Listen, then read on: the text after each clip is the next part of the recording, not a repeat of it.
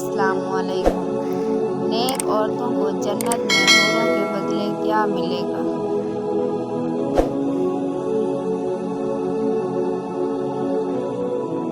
سوال: جنت میں مردوں کے نیک اعمال کے بدلے میں حوروں کا وعدہ ہے، جبکہ کئی خواتین کہتی ہیں کہ ہمیں کیا ملے گا؟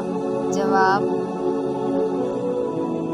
نیک عورت اگر شادی شدہ ہے تو جنت میں اپنے جنتی شوہر کے ساتھ رہے گی اور شوہر کو ملنے والی حوروں کی سردار ہوگی، اور اللہ تعالیٰ اس عورت کو ان سب سے حسین و جمیل بنائیں گے اور وہ میاں بیوی آپس میں ٹوٹ کر محبت کرنے والے ہوں گے۔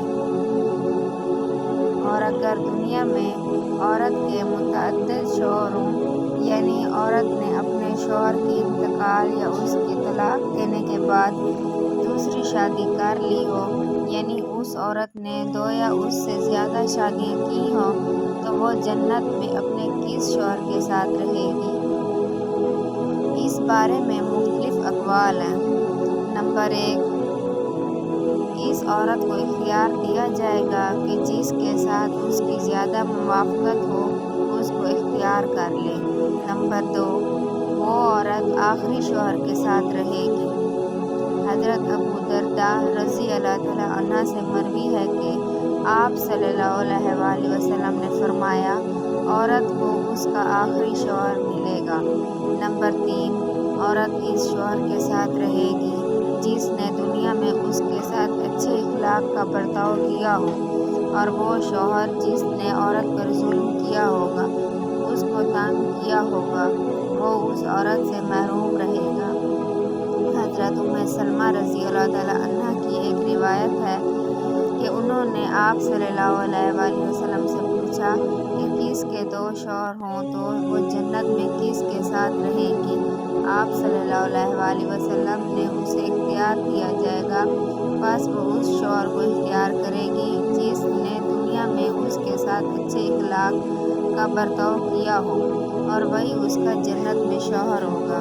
اے ام سلمہ، اچھے اخلاق والے دنیا اور آخرت کی بھلائی لے گئے۔